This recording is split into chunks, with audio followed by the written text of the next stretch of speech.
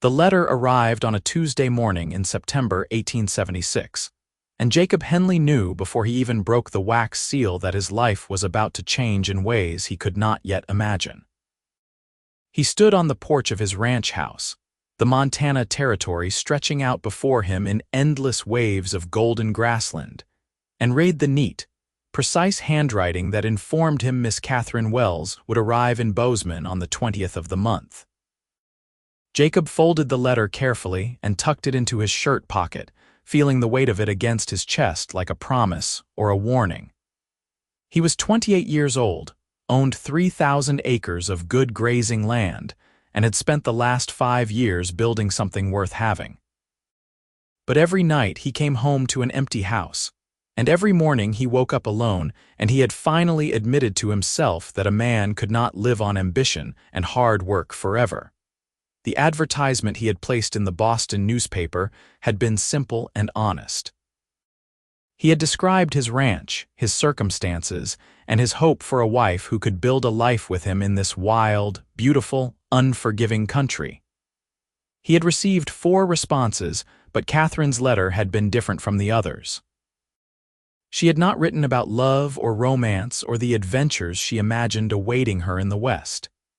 Instead, she had written about partnership, about the value of honest work, and about her belief that trust and respect were the foundations upon which anything lasting must be built.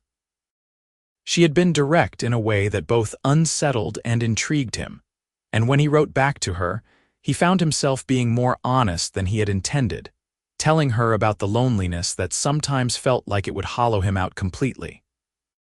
Now she was coming, and Jacob had 10 days to prepare. He threw himself into the work with an intensity that made his ranch hands exchange knowing glances. He repaired the loose board on the front steps, whitewashed the porch railings, and cleaned the house from top to bottom. He rode into Bozeman and bought new curtains for the windows, a set of china dishes, and a rocking chair that he thought might look nice by the fireplace. His foreman, a grizzled man named Tom who had been with him since the beginning, watched these preparations with barely concealed amusement. "You are going to wear yourself out before she even gets here," Tom said, leaning against the barn door as Jacob swept out the guest room for the 3rd time. "I want everything to be right," Jacob replied, not looking up from his work. "She is coming here to marry you, not to inspect your housekeeping," Tom pointed out, but his voice was kind. Jacob stopped sweeping and leaned on the broom handle, suddenly exhausted. What if she takes one look at this place and gets right back on the train? Tom was quiet for a moment, then he pushed off from the doorframe and clapped Jacob on the shoulder.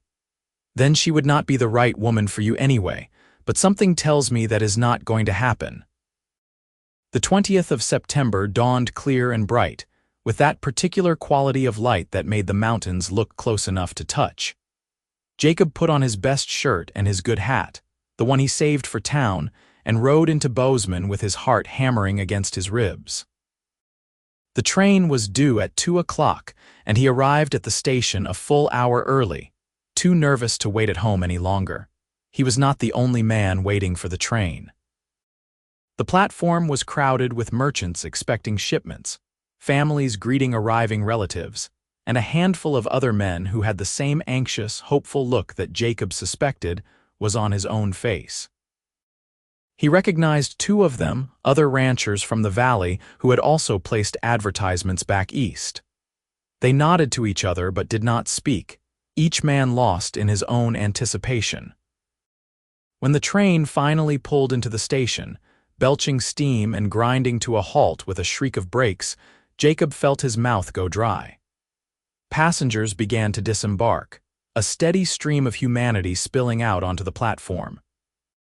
He watched each woman who stepped down, his heart lurching every time he saw a dark-haired lady or someone traveling alone, and then he saw her. Catherine Wells was tall, taller than he had expected, with dark brown hair pulled back in a simple bun and gray eyes that took in everything around her with a calm, assessing gaze. She wore a traveling dress of deep blue wool, and she carried herself with a straight-backed posture that spoke of discipline and determination. She was not beautiful in the conventional sense, but there was something arresting about her face, something that made Jacob unable to look away. She stood on the platform with a single trunk beside her, scanning the crowd, and when her eyes found his, he knew somehow that she recognized him, even though they had never met. He walked toward her, weaving through the crowd, and when he reached her, he took off his hat and held it in his hands like a schoolboy. "Miss Wells?" he asked, though he already knew the answer. "Mr. Henley," she replied, and her voice was lower than he had expected, with a slight rasp to it that made him think of whiskey and wood smoke. "I am pleased to finally meet you." She did not smile, and she did not offer her hand. She simply stood there, looking at him with those steady gray eyes, and Jacob had the unsettling sensation that she was seeing right through him, cataloging his strengths and weaknesses, deciding whether he was worth her time. "I hope your journey was not too difficult," he said, aware that his words sounded stilted and formal. "It was long," she replied, "but I am here now." There was an awkward pause, and then Jacob gestured toward her trunk. "Let me get that for you. My wagon is just over there." He hoisted the trunk onto his shoulder, surprised by its weight, and led her through the crowded platform to where his wagon waited. He loaded the trunk into the back and then helped her up onto the seat, acutely aware of the brief contact of her gloved hand in his. When he climbed up beside her and took the reins, he could smell the faint scent of lavender and the dust of travel. They drove out of town in silence, the horses settling into an easy pace as the buildings gave way to open country. Jacob kept stealing glances at her, trying to reconcile the woman sitting beside him with the letters they had exchanged. In her writing, she had seemed warm, thoughtful, and surprisingly funny. In person, she was guarded, watchful, like a wild animal trying to decide whether to flee or fight. "The ranch is about an hour from here," he said, just to break the silence. "It is good land. You can see the mountains from the house." "That sounds lovely," Catherine replied, but her tone was neutral, giving nothing away. Jacob tried again. "I thought you might like to rest when we get there." "I know you must be tired. I have prepared a room for you. It has a good window and it catches the morning light." Now Catherine turned to look at him fully, and there was something in her expression that made him fall silent. "Mr. Henley, before we go any further, I think we need to have an honest conversation." Jacob's hands tightened on the reins. "All right." She took a breath, and when she spoke, her words were careful and deliberate. "I came here because I needed to leave Boston. My situation there had become untenable, and I had no family to fall back on. Your advertisement offered a solution, and your letters suggested that you were an honest man who would treat me fairly. I am prepared to be your wife, to work beside you, and to do everything in my power to make this arrangement succeed, but I will not pretend to feelings I do not have." Jacob felt something cold settle in his chest, but he kept his voice steady. "Go on." "I have seen too many marriages built on pretty words and empty promises," Catherine continued. "I have seen what happens when people mistake infatuation for love, when they expect their partner to fill all the empty spaces inside them. I do not believe in love at first sight, Mr. Henley. I believe that love, if it comes at all, must be earned. It must be built slowly, like a house, with trust as the foundation and respect as the walls. And I will not lie to you or to myself by pretending that I feel something I do not, simply because it would be more convenient or more romantic." She paused, and Jacob realized she was waiting for his response. He kept his eyes on the road ahead, his mind racing. Part of him wanted to turn the wagon around, to take her back to the station and put her on the next train east. He had not done this to enter into some cold business arrangement. He had wanted a wife, a partner, someone to love and be loved by. But another part of him, the part that had been drawn to her letters in the first place, understood exactly what she was saying. She was not rejecting him. She was simply refusing to make promises she could not keep. "I appreciate your honesty," he said finally. "And I cannot say I disagree with you. I have seen those marriages too, the ones that burn hot and fast and then leave nothing but ashes. I suppose I was hoping for something more than that myself." Catherine's posture relaxed slightly. "What were you hoping for, Mr. Henley?" He thought about that for a moment, watching the mountains draw closer on the horizon. "I was hoping for a partner, someone who would build this life with me, who would work beside me and stand beside me. I was hoping for honesty and loyalty and the kind of respect that comes from truly knowing someone. And maybe if we were lucky, something deeper would grow out of that. But you are right. That is not something that can be forced or faked. It has to be earned." "Then we understand each other," Catherine said, and for the first time he heard something almost like warmth in her voice. "I have one condition, though," Jacob added, and Catherine raised an eyebrow. "If we are going to do this, if we are going to try to build something real, then we have to be honest with each other. No polite lies, no pretending. If something is wrong, we say so. If we need something, we ask. Can you agree to that?" Catherine considered this, then nodded slowly. "Yes. I can agree to that." "Then I propose we take things slowly," Jacob said. "You will have your own room, as I mentioned. No expectations, no pressure. We will spend time together, get to know each other, and see what develops. If after a few months you decide this is not what you want, I will pay for your passage back to Boston or wherever you want to go.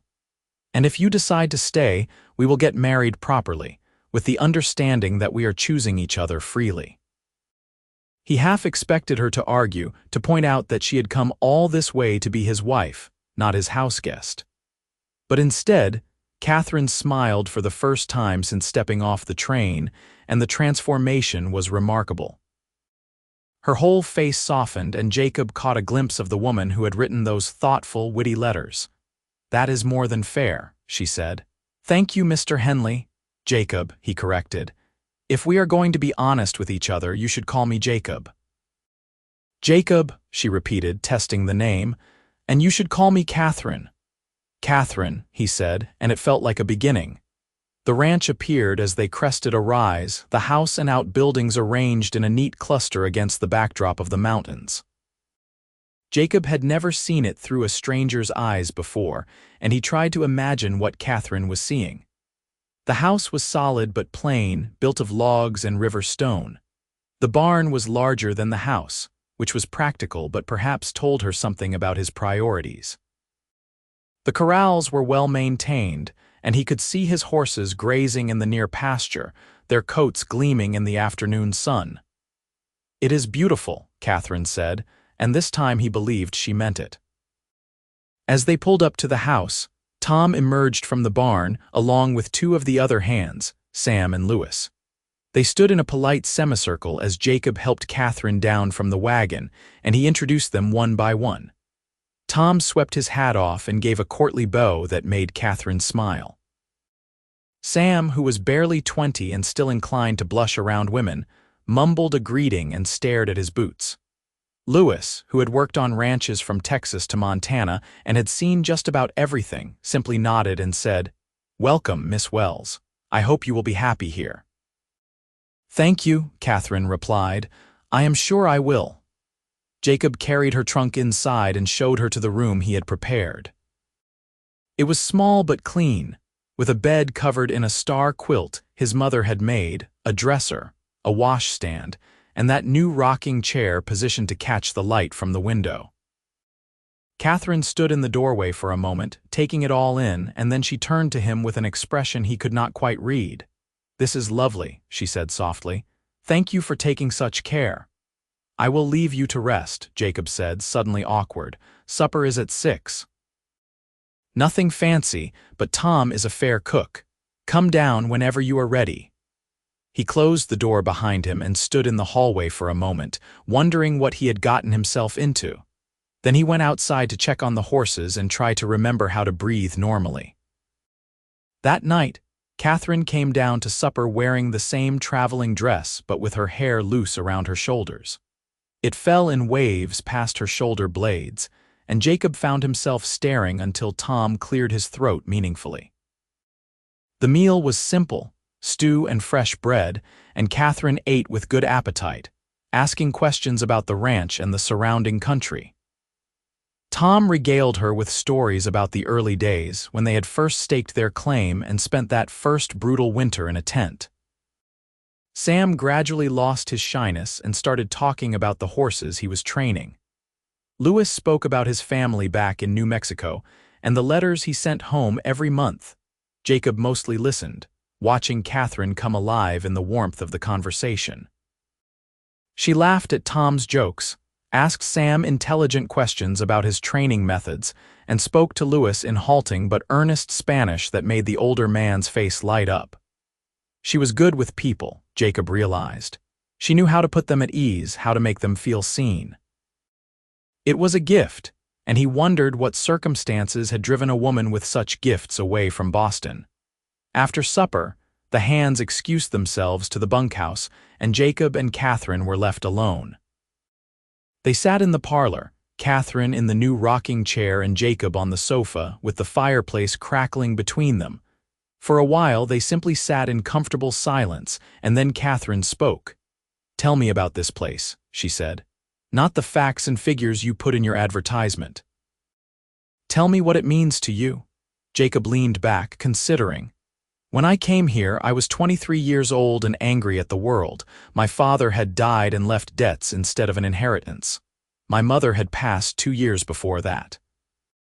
I had nothing, no family, no prospects, just a stubborn refusal to give up. I heard there was land to be had in Montana Territory, and I came west with everything I owned in a single saddlebag." He paused, remembering those early days, the hunger and the fear and the overwhelming sense of possibility. "The first time I saw this valley, I knew it was where I was meant to be. I cannot explain it better than that. It felt like coming home, even though I had never been here before. So I filed my claim, built a shelter, and started gathering stock. It was hard, harder than anything I had ever done. That first winter I nearly died 3 times. But every morning I woke up, and every morning I chose to keep going, and slowly, piece by piece, I built this." He gestured around the room. "Every log in this house I cut and hauled myself. Every acre of grazing land I fought for. This ranch is not just a place I live. It is proof that I existed, that I mattered, that I could create something lasting out of nothing. Does that make sense?" Catherine nodded slowly. "Yes, it makes perfect sense." "Now you," Jacob said, "tell me about Boston, tell me what you left behind." Catherine's expression shuddered slightly, but she had agreed to honesty, and after a moment she began to speak. "I was a teacher," she said. "At a school for girls. I loved the work. I loved watching young minds open up to new ideas, loved feeling like I was making a difference, however small. But the headmistress's son took an interest in me, and when I did not return his affections, he made it his mission to ruin my reputation. He spread lies about me, claimed I had behaved inappropriately, suggested I was not fit to be around young ladies. And people believed him, because he was a man from a good family, and I was just an orphan who worked for her living." Her voice was calm, but Jacob could hear the anger beneath it, cold and hard as iron. "I was dismissed from my position. No other school would hire me. The boarding house where I lived suggested I find other accommodations. In a matter of weeks, I went from having a life and a purpose to having nothing. No job, no prospects, and a reputation so damaged that decent people crossed the street to avoid me."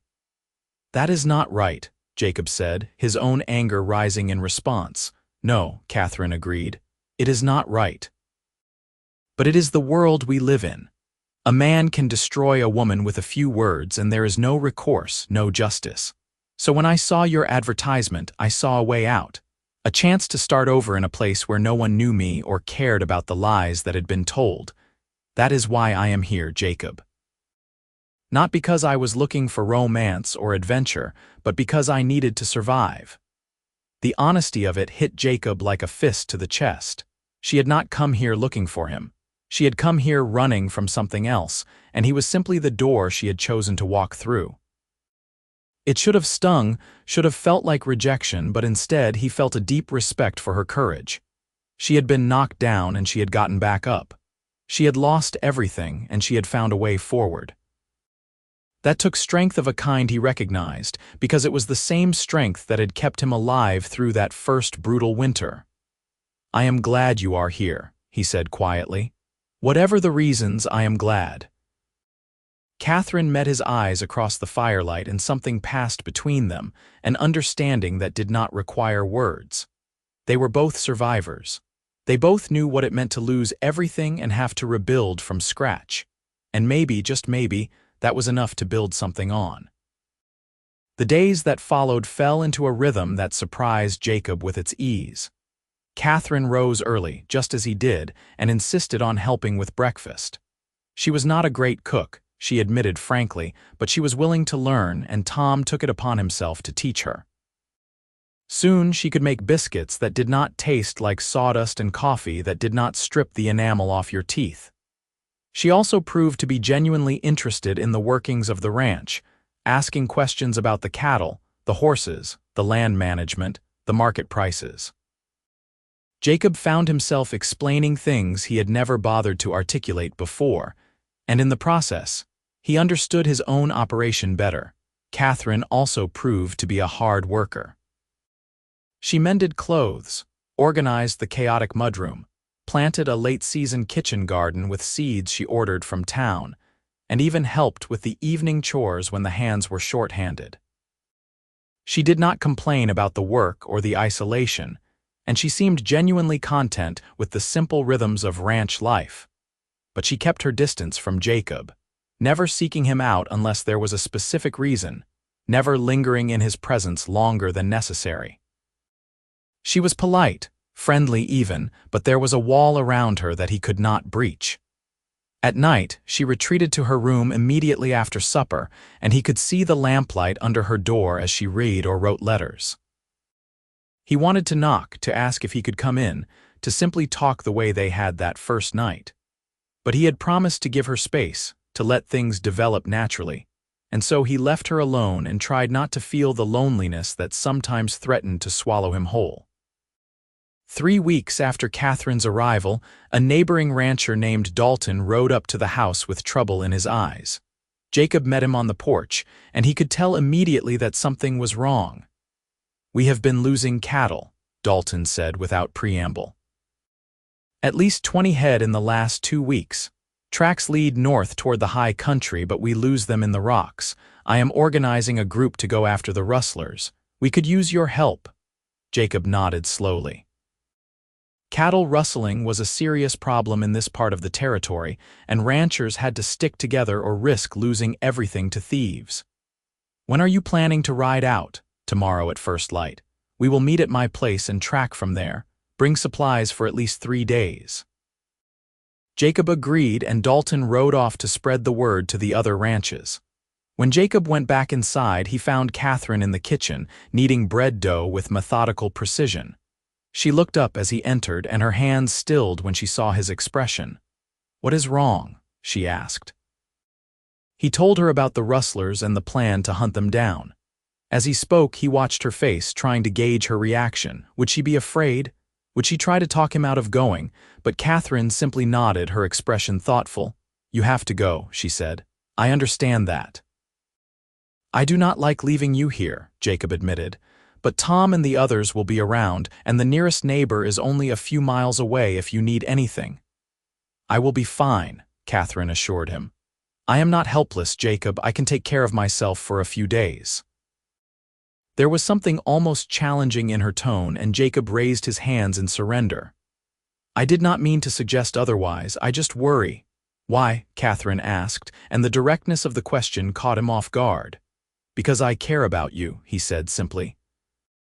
"Maybe I should not, maybe it is too soon, but I do." Catherine looked at him for a long moment, her gray eyes unreadable. Then she went back to kneading the dough, her hands moving in steady, soothing rhythms. "Then come back safely," she said quietly. "That is all I ask." Jacob left before dawn the next morning, his saddlebags packed with supplies and his rifle in its scabbard. Catherine came down to see him off, wrapped in a shawl against the early morning chill. She handed him a package of food she had prepared, her fingers brushing his as he took it, and the brief contact sent a jolt through him that he felt all the way to his bones. "Be careful," she said, and her voice was soft, almost tender. "I will," he promised, and then he swung up into the saddle and rode out to meet the others. The next 3 days were hard and frustrating. The rustlers had a good lead and knew the country well. The posse tracked them through the high country, following signs that were sometimes hours old. They slept in their bedrolls under the stars and rose stiff and sore each morning. On the third day, they finally caught up to the rustlers in a narrow canyon, and there was a brief, brutal confrontation. Shots were fired, and one of the rustlers was wounded before the rest surrendered. They were a ragged group, desperate men driven to crime by hard times, and Jacob felt more pity than anger looking at them. The stolen cattle were recovered and returned to their rightful owners, and the rustlers were taken to the territorial marshal in Bozeman to face justice. By the time Jacob rode back to his ranch, he had been gone for 4 days, and he was exhausted, filthy, and strangely homesick for a place he had barely left. It was late afternoon when he finally rode up to the house, and what he saw made him pull his horse to a halt in surprise. The front porch had been swept clean, and there were pots of late-blooming wildflowers on either side of the door.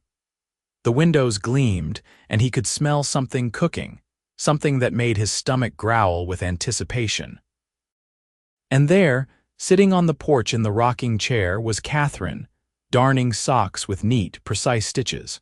She looked up as he approached, and the smile that spread across her face was like the sun coming out from behind clouds.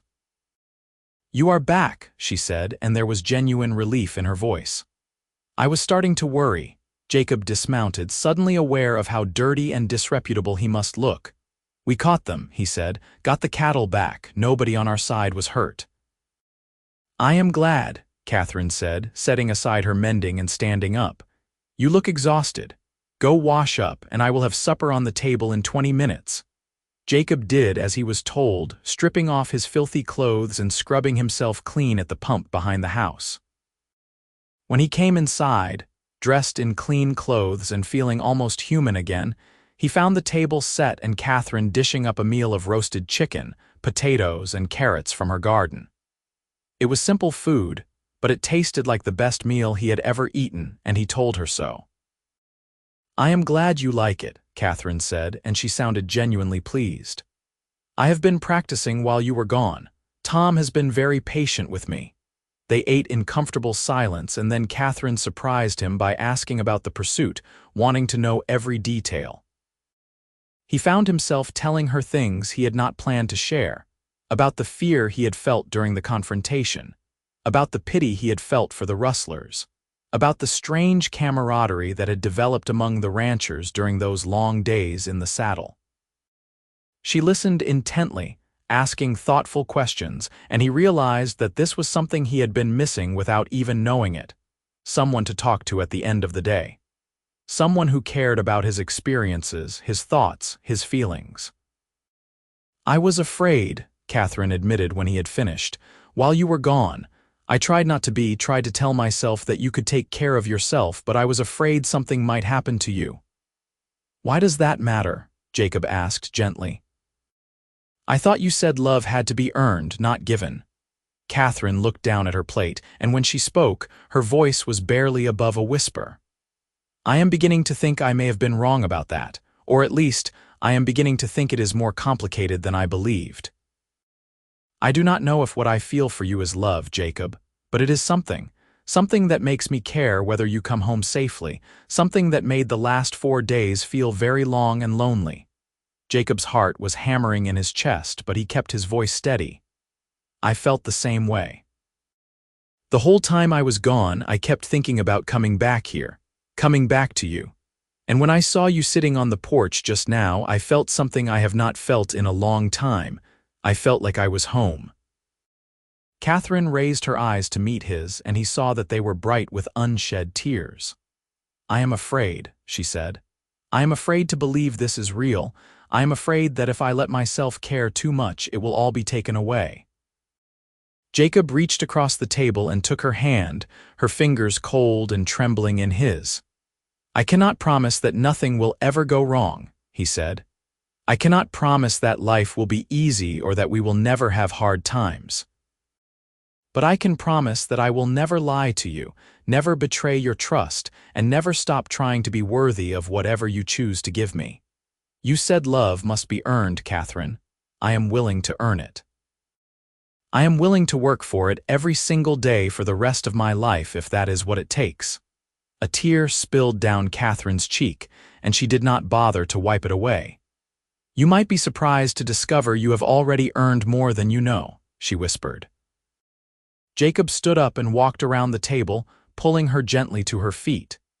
They stood there, facing each other, and he could feel the tension crackling in the air between them, the sense that they were standing on the edge of something vast and terrifying and wonderful.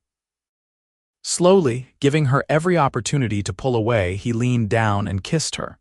It was a gentle kiss, tentative and questioning, and for a moment, Catherine went very still. Then she melted against him, her arms coming up to wrap around his neck, and she kissed him back with a hunger that took his breath away. It felt like falling and flying at the same time, like something inside him that had been locked away for years suddenly breaking free. When they finally pulled apart, both of them were breathing hard, and Jacob rested his forehead against hers, overwhelmed by the intensity of what he was feeling. I think, Catherine said softly, that I would like very much to be your wife, really your wife, not just someone living in your house. Are you sure? Jacob asked, because he needed her to be certain, needed to know this was what she truly wanted. I am sure, Catherine replied, and there was no hesitation in her voice.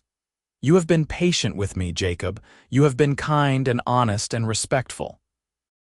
You have shown me through your actions that you are a man of integrity. And somewhere along the way, I stopped thinking of this as an arrangement and started thinking of it as a choice. My choice. And I choose you. Jacob kissed her again, deeper this time, pouring all his hope and longing and joy into it. When they finally broke apart, they were both smiling like fools, and Jacob felt lighter than he had in years. They were married a week later in a simple ceremony at the small church in Bozeman. Tom served as Jacob's witness, and the minister's wife stood up for Catherine. It was nothing like the grand weddings Jacob had seen in the East, with their elaborate gowns and lavish receptions, but it felt perfect. Catherine wore a simple dress of cream-colored muslin, and she had woven wildflowers into her hair. Jacob wore his Sunday best and could not stop staring at her, marveling that this remarkable woman had chosen him. After the ceremony, they had a modest celebration back at the ranch. The hands had strung up lanterns and pushed the furniture aside to create a space for dancing. Tom played the fiddle, and Sam surprised everyone by producing a harmonica, and they danced until the stars came out. Catherine laughed as Jacob spun her around the room, her face flushed with happiness, and he thought he had never seen anything more beautiful in his life. When the celebration finally wound down and the hands retreated to the bunkhouse, Jacob and Catherine were left alone. They stood in the middle of the parlor, suddenly shy with each other despite everything that had passed between them. Jacob took her hand and led her upstairs, his heart pounding so hard he was sure she must be able to hear it. That night, they came together with a tenderness that surprised them both. Jacob had been with women before, but this was different.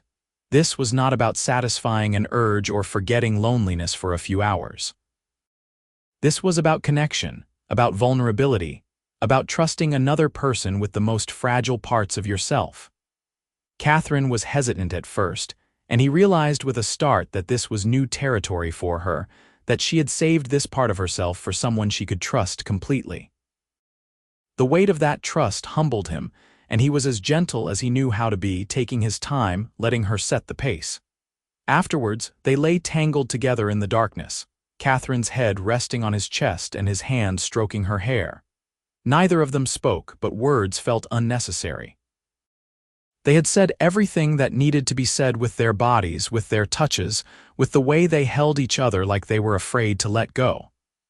I love you, Jacob whispered finally, because he could not hold it in any longer.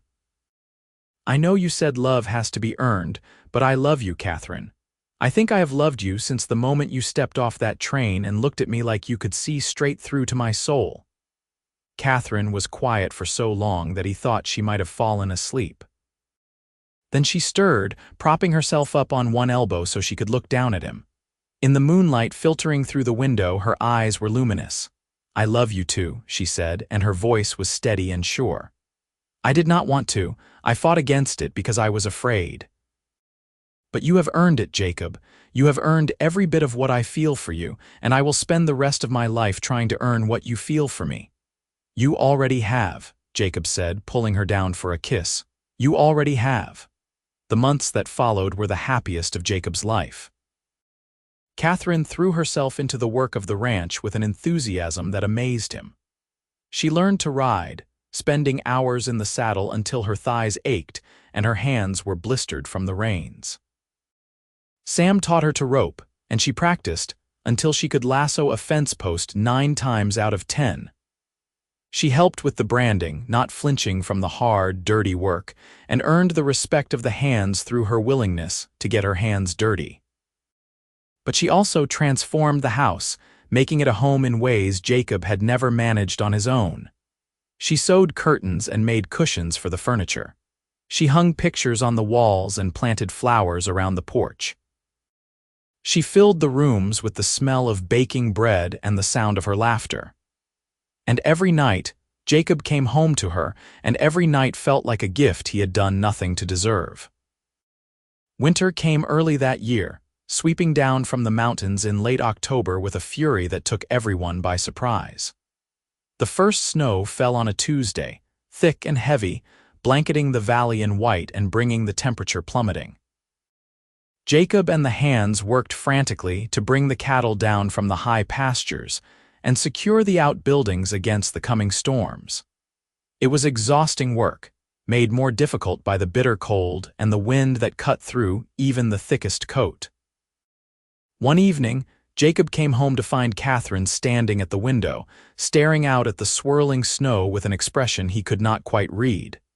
He came up behind her and wrapped his arms around her waist, resting his chin on the top of her head. "What are you thinking about?" he asked. "I was thinking about how different my life is now," Catherine said softly. "A year ago, I was living in a cramped room in Boston, eating thin soup and wondering if I would be able to pay my rent. I was so alone, Jacob, so desperately alone, and now I am here in this beautiful place with you. Sometimes it feels like a dream, like I am going to wake up and find that none of this was real." "It is real," Jacob assured her, tightening his arms around her. "You are here and you are mine, and I am never letting you go." Catherine turned in his arms, reaching up to cup his face in her hands. "I am not afraid anymore," she said. "For the first time in my life, I am not afraid of tomorrow, because I know that whatever comes, we will face it together." Jacob kissed her, long and deep, trying to pour all his love and gratitude into that single gesture. When they finally broke apart, Catherine smiled and took his hand, leading him toward the kitchen where she had supper waiting. That winter was harsh, with storms that sometimes lasted for days and temperatures that dropped so low that the water in the trough froze solid every night. But Jacob found that he did not mind the hardship as much as he once had. With Catherine beside him, the long dark nights felt cozy rather than lonely. They would sit by the fire after supper, reading aloud to each other or playing cards or simply talking about their dreams for the future. Catherine told him about her childhood, about growing up in an orphanage and learning early that she could only rely on herself.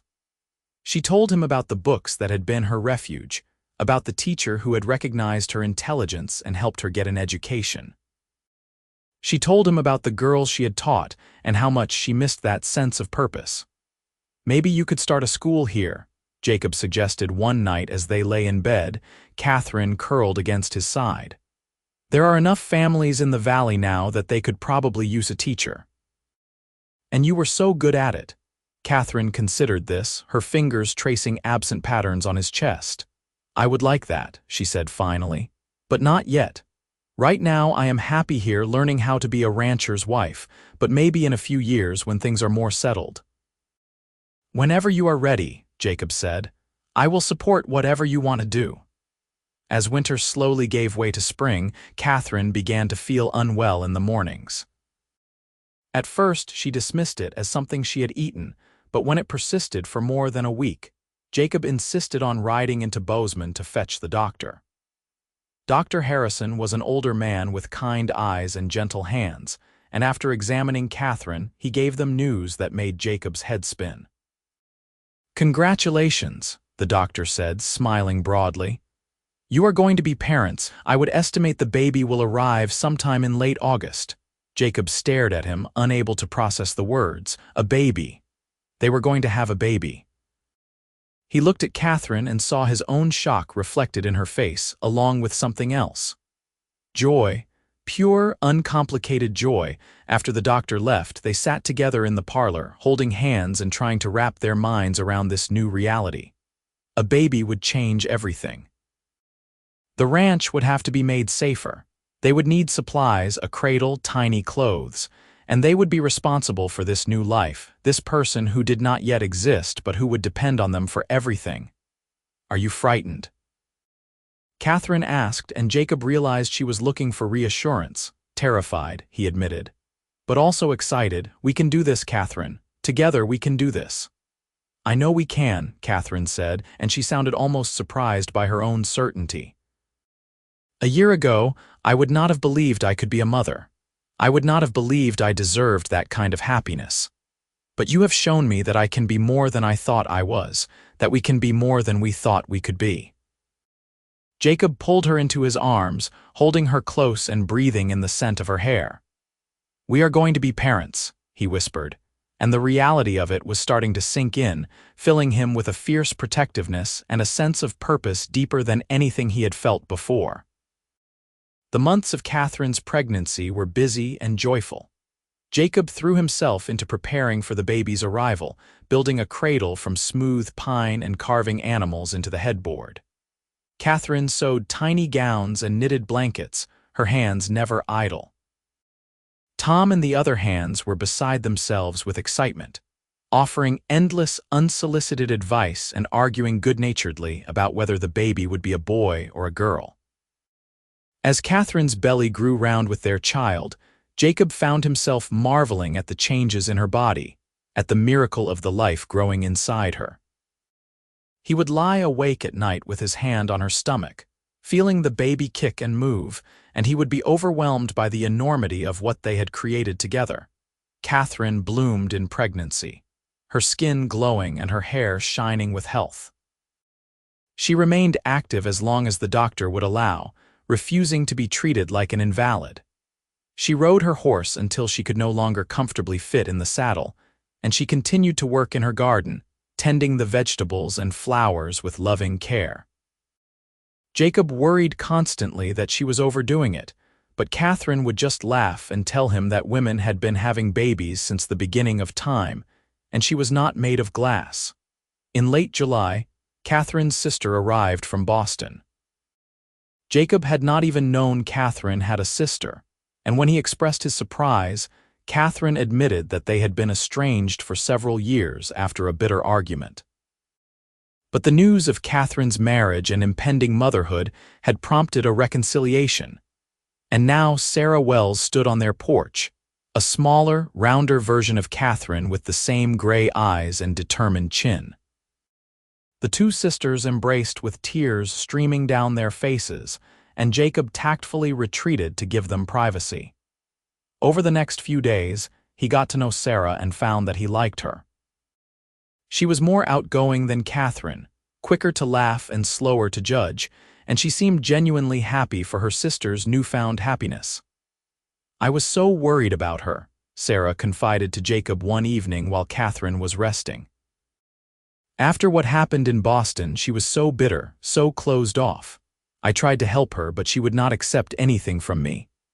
When I got her letter saying she was coming out here to marry a stranger, I thought she had lost her mind. But now, seeing the two of you together, seeing how happy she is, I realize she was braver than I ever gave her credit for.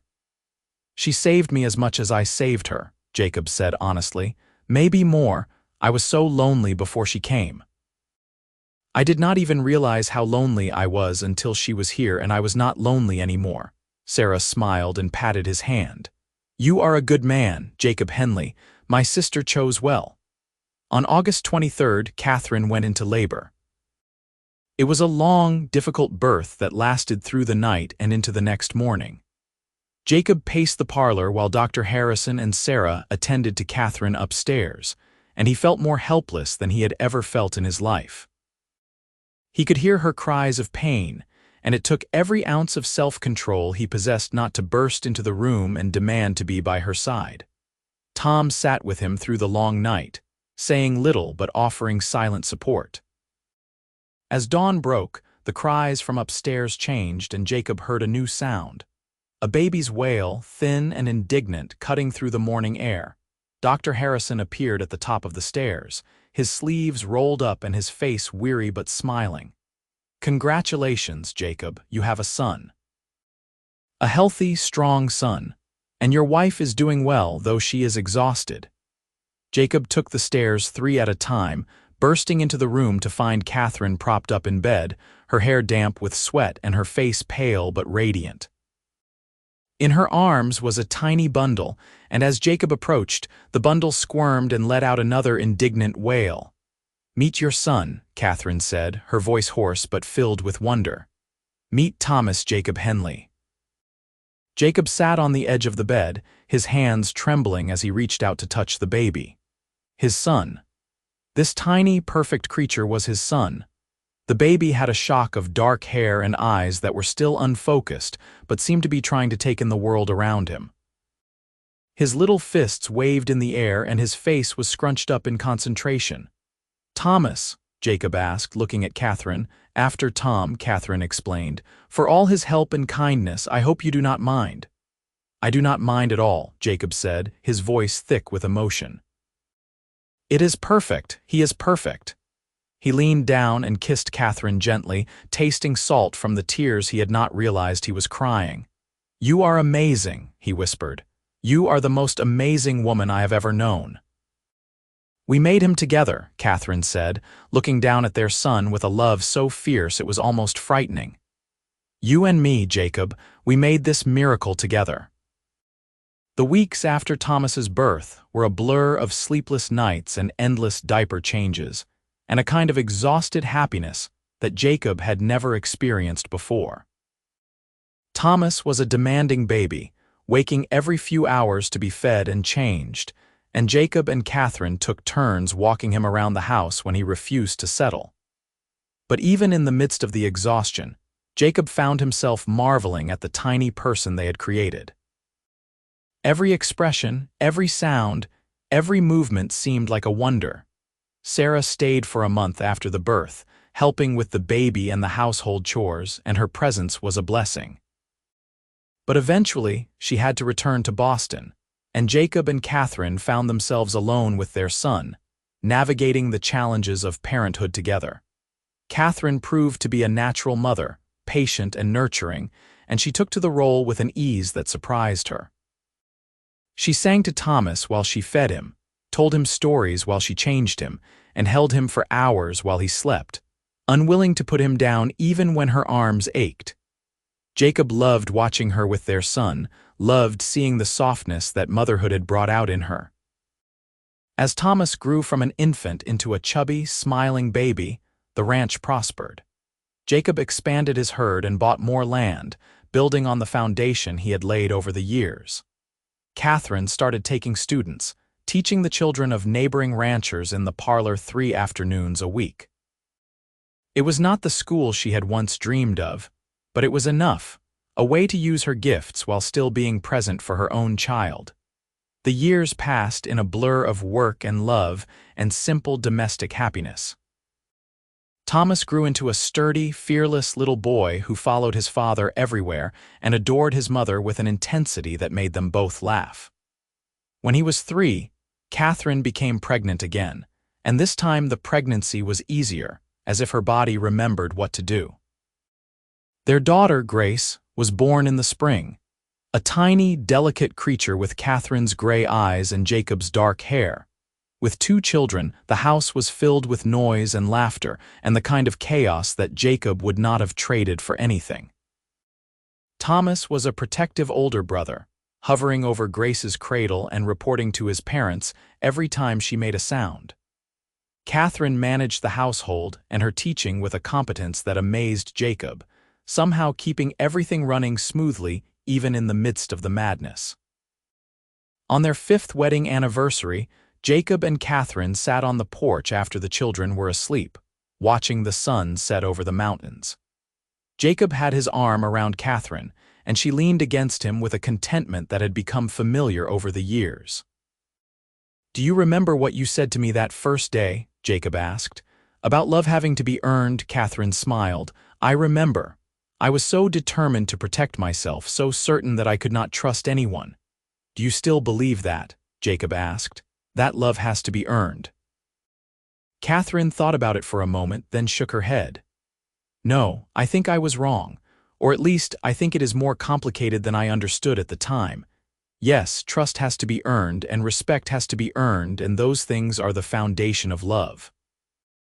But the love itself, the feeling, that is something that happens whether we earn it or not. It is grace, Jacob, pure grace. We did not earn our children's love. They loved us from the moment they were born simply because we were their parents, and I did not earn your love, not really. You chose to love me even when I gave you every reason not to. You earned it," Jacob insisted. "Every day in 1,000 small ways you earned it." "And you earned mine," Catherine replied, "by being patient with me, by giving me space to figure out what I wanted. By showing me through your actions that you were a man I could trust. But the love itself, Jacob, that was a gift, from you to me and from me to you, and I will be grateful for it every day of my life." Jacob kissed the top of her head, breathing in the scent of her hair, and thought about how far they had come. From that awkward first meeting on the train platform to this moment, sitting together on the porch of the home they had built, with their children sleeping safely inside. It had not always been easy. There had been hard times, lean years when the cattle market crashed and they had to scrimp and save. There had been the terrible winter when Thomas had pneumonia and they had sat up for 3 nights straight, terrified they would lose him. There had been arguments and misunderstandings and moments when they had both been too stubborn for their own good. But they had weathered all of it together, and with each challenge they faced, their bond had grown stronger. The love Catherine had once insisted must be earned had become as natural as breathing, as essential as water. It was woven into the fabric of their daily lives, in the way Jacob made coffee the way Catherine liked it, in the way Catherine mended his shirts without being asked, in the way they moved around each other in the kitchen like dancers who knew each other's steps by heart. As the sun sank below the horizon and the stars began to appear, Jacob thought about the letter that had arrived on a Tuesday morning all those years ago, the letter that had changed his life. He had been looking for a wife, a partner, someone to share his life with. What he had found was so much more than that. He had found his other half, the person who made him better, stronger, more complete. He had found a love that had started as a fragile seedling and had grown into something vast and enduring, something that would outlast them both. "I love you," he said, because he could never say it enough, because the words felt inadequate to express the depth of what he felt. "I love you too," Catherine replied, and her voice was warm with all the years they had shared and all the years still to come. And as they sat there together in the gathering darkness, with the mountains standing sentinel around them and their children safe inside, Jacob knew with absolute certainty that he was the luckiest man alive. Not because life had been easy, but because he had found someone worth fighting for, worth building a life with, worth earning the love of every single day. Catherine had been right all those years ago. Love did have to be earned. But once earned, once built on a foundation of trust and respect and genuine partnership, it became unshakable. It became forever. The years continued to unfold with a gentle rhythm that Jacob had learned to cherish. Thomas grew tall and strong, inheriting his father's love for the land and his mother's quick mind. By the time he was 10, he could rope and ride as well as any of the hands, and he spent his free time helping Jacob with the ranch work, soaking up knowledge like a sponge. Grace was different, more bookish and contemplative, happiest when she was curled up with a book or helping her mother teach the younger children who came for lessons. She had a gift for music, and Jacob bought her a small piano from a family moving back east, hauling it all the way from Bozeman in a wagon. The sound of her practicing filled the house in the evenings, adding another layer of richness to their life. When Thomas was 12 and Grace was 9, Catherine became pregnant once more, much to everyone's surprise. She was 35 by then, and Dr. Harrison warned them that the pregnancy might be more difficult at her age. But Catherine was healthy and strong, and she carried the baby with the same grace she had carried the others. This time, they had twins, a boy and a girl whom they named Samuel and Rose. The twins arrived in the middle of a spring thunderstorm, and Jacob always said afterwards that they came into the world with the same drama and intensity that characterized their entire childhoods. With 4 children, the house was bursting at the seams, and Jacob added on 2 more rooms, giving each of the children their own space. Thomas helped with the construction, learning carpentry alongside the other skills he was accumulating, and Jacob felt a fierce pride watching his son work, seeing the man he was becoming. Catherine continued to teach, her reputation spreading throughout the valley, and families came from miles around to have their children instructed by her. She taught more than just reading and writing and arithmetic. She taught them to think critically, to ask questions, to see the world as a place full of wonder and possibility. Many of her students went on to attend university back east, their lives transformed by the education she had given them. As the children grew and the ranch prospered, Jacob and Catherine found new rhythms in their relationship. The passion of their early years had mellowed into something deeper and more comfortable, but no less intense for all that. They could communicate with a glance across a crowded room, could anticipate each other's needs without words. They still argued sometimes, both of them too stubborn to simply give in, but they had learned how to fight fair, how to disagree without tearing each other down. On their 15th anniversary, Jacob took Catherine on a trip to Helena, leaving the children in Tom's capable care. It was the first time they had been alone together in years, and they felt almost like strangers at first, awkward and uncertain without the buffer of children and work. But as they walked the streets of the territorial capital, visiting shops and restaurants, and staying in a real hotel with a soft bed and hot running water, they rediscovered each other.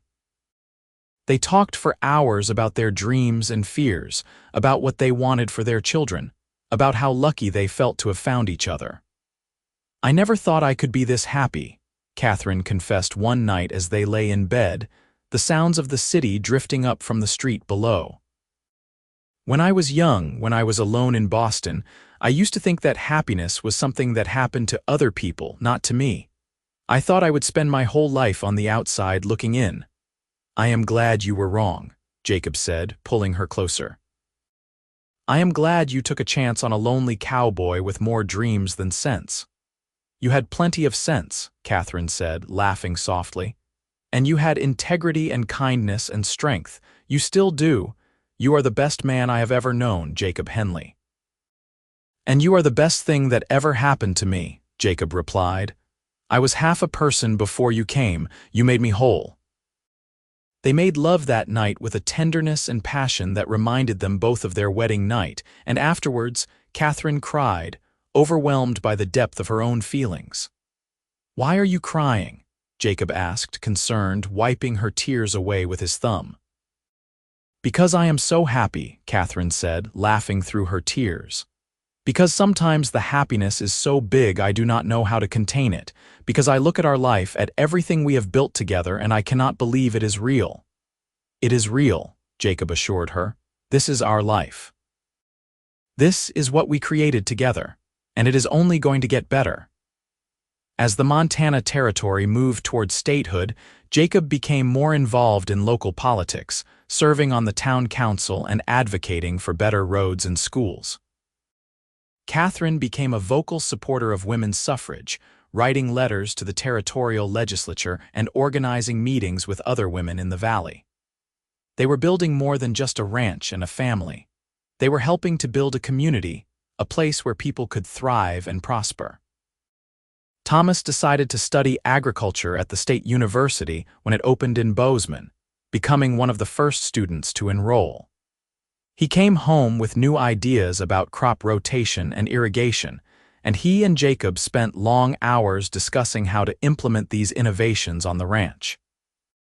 Grace discovered a talent for art, and Catherine converted one of the upstairs rooms into a studio where Grace could paint. Her landscapes of the Montana mountains were stunning, full of light and color, and people began offering to buy them.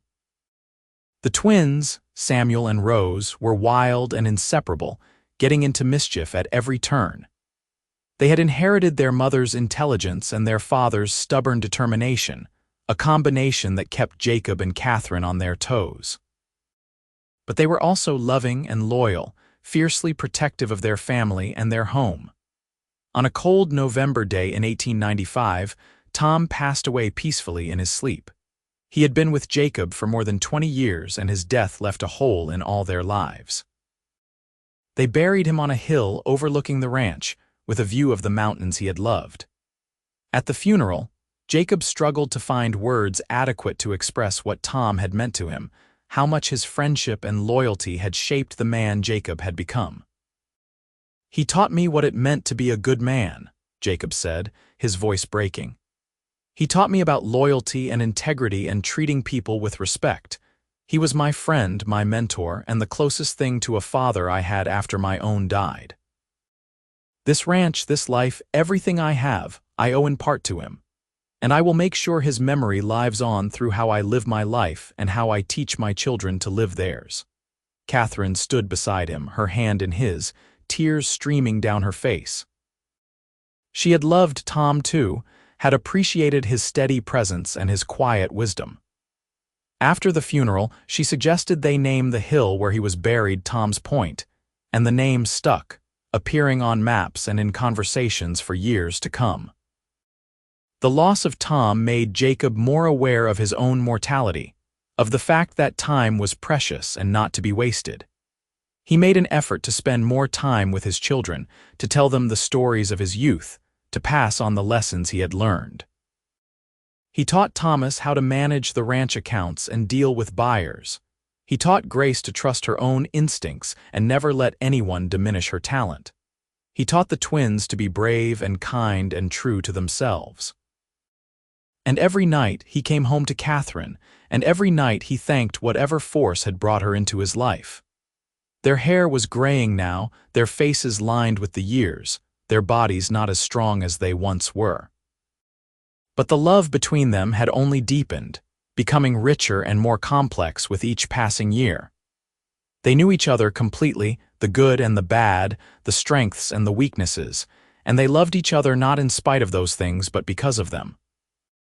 On their 25th anniversary, their children threw them a celebration that brought together everyone from miles around. The house and barn were decorated with lanterns and ribbons, and tables were set up in the yard laden with food. Friends and neighbors came to celebrate with them, and the party lasted long into the night, full of music and dancing and laughter. At one point, Catherine pulled Jacob aside, leading him away from the crowd to a quiet spot by the creek. The moon was full, reflecting off the water, and the sound of the party was a distant murmur. 25 years, Catherine said wonderingly. Sometimes it feels like yesterday that I stepped off that train, and sometimes it feels like a lifetime ago. It has been a good lifetime, Jacob said, wrapping his arms around her from behind and resting his chin on her shoulder. The best, Catherine agreed. Do you remember what you said to me that first day, that love had to be earned? You said that, not me, Jacob corrected gently. Did I? Catherine laughed. I suppose I did. I was so afraid then, so determined not to be hurt, and you were so patient with me, so willing to let me come to you in my own time. It was worth the wait, Jacob said simply. Catherine turned in his arms so she could face him, reaching up to cup his face in her hands. In the moonlight, her gray eyes were luminous, full of all the love and joy and shared history of their years together. "You earned it," she said softly. "Every day, in every way, you earned it. And I hope I have earned yours." "You did," Jacob assured her. "From the very beginning, even when I did not realize it yet, you earned it by being brave enough to come here, by being honest enough to tell me what you needed, by being strong enough to build this life with me. I love you, Catherine. I have loved you for 25 years, and I will love you for 25 more and beyond that into whatever comes next." "Forever," Catherine whispered. "That is what we promised each other. Forever."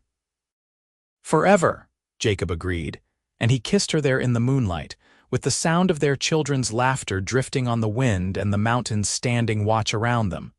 The years that followed were gentle ones. Thomas married a sweet-natured girl named Mary from a neighboring ranch, and they built a house on the far edge of Jacob's property, starting their own family. Grace moved to Helena to pursue her art, but she came home often, always bringing her latest paintings to show her parents. The twins, now young adults, were still deciding what they wanted to do with their lives, trying different things and figuring out where they fit in the world.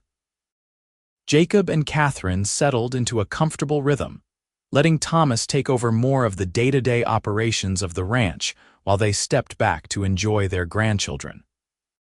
They had 5 grandchildren now, with more on the way, and Jacob loved being a grandfather, loved the way the little ones ran to him when he visited, loved reading them stories and teaching them to ride. Catherine finally opened the school she had always dreamed of, a proper building in town with desks and blackboards and shelves full of books. She taught there 3 days a week, and on the other days, younger teachers she had trained took over. She had become something of a legend in the valley, known for her dedication to education and her refusal to accept anything less than excellence from her students. On a warm summer evening in 1906, Jacob and Catherine sat on their porch, watching the sunset paint the mountains in shades of gold and purple. They were in their 60s now, their bodies creaking and protesting more than they once did, but their spirits were young. Jacob reached over and took Catherine's hand, their fingers intertwining with the ease of long practice. "Do you have any regrets?" he asked, a question that had been on his mind lately. Catherine considered it seriously, as she considered all his questions. "Small ones, perhaps," she said finally. "I wish I had been braver when I was younger. I wish I had not wasted so much time being afraid. But no real regrets. How could I, when everything I did led me here to you, to this life? What about you?" "I regret that it took me so long to send for you," Jacob said. "I could have had 5 more years with you if I had not been so stubborn about trying to do everything alone. But like you said, everything I did led me here, and here is exactly where I want to be." They sat in silence for a while, comfortable with each other in a way that only came from decades of partnership. Then Catherine spoke again, her voice thoughtful. "Do you remember that first conversation we had, when I told you love had to be earned?" "I remember," Jacob said, smiling. "I was right and wrong at the same time," Catherine mused. "Love does have to be earned in the sense that trust and respect and all the things that make love last have to be built over time. But the feeling itself, the love, that is something that just happens. It is grace, as I said before. And we have been so graced, Jacob, so incredibly graced." "We have," Jacob agreed. "And I plan to spend whatever time I have left being grateful for that grace and continuing to earn your love every single day." "You do not have to earn it anymore," Catherine said gently. "You have already earned it 1,000 times over. Now you just have to accept it and let yourself be loved." "That might be the hardest work of all," Jacob said, only half joking. Catherine laughed, that warm, rich laugh that he had fallen in love with all those years ago. "Then it is a good thing you have always been good at hard work." As the stars began to appear in the darkening sky, their grandchildren came running up from the barn where they had been playing, their voices high and excited. They climbed onto the porch, demanding stories, and Jacob and Catherine obliged. telling tales of the old days, of the wild Montana territory before statehood, of cattle drives and harsh winters and the building of their ranch. The children listened with wide eyes, and Jacob caught Catherine's gaze over their heads. In that moment, he saw their whole life reflected there, all the struggles and triumphs, all the love and laughter, all the ordinary moments that had added up to something extraordinary. He saw the mail-order bride who had stepped off the train with her chin held high and her heart carefully guarded. He saw the woman she had become, confident and accomplished, beloved by everyone who knew her. And he saw the love that had grown between them, the love that had started as a fragile seedling and had grown into a mighty tree, its roots deep and its branches spreading wide, sheltering generations. That night, after the grandchildren had been collected by their parents and the house was quiet, Jacob and Catherine went upstairs to their bedroom. It was the same room they had shared for 30 years, the furniture worn and comfortable, the quilts on the bed made by Catherine's own hands. They got ready for bed with the unself-conscious ease of long familiarity, and when they finally lay down, Catherine curled against Jacob's side just as she had done for 3 decades. "I am tired," she said softly, "but it is a good tired, the tired that comes from a life well lived." "Then rest," Jacob said, kissing the top of her head. "I will be right here." "Always?" Catherine asked, a hint of her old fear creeping into her voice. "Always," Jacob promised. "For as long as there is breath in my body, I will be right here beside you, and even after that, I believe." "Even after that?" Catherine sighed contentedly and closed her eyes, and within moments, her breathing had deepened into sleep. Jacob lay awake a while longer, holding her close, thinking about all the years that had brought them to this moment. He thought about the letter that had changed his life, about the woman who had stepped off the train and into his heart, about the family they had built and the legacy they would leave behind. Love did have to be earned, he thought. Catherine had been right about that. But once earned, once given freely and accepted fully, it became the most powerful force in the world. It could transform lives, heal wounds, create beauty out of hardship. It could turn a lonely cowboy and a guarded teacher into partners, lovers, parents, grandparents, into 2 people who were more together than they ever could have been apart. He closed his eyes and let sleep take him, knowing that tomorrow would bring new challenges and new joys, and knowing that whatever came, they would face it together.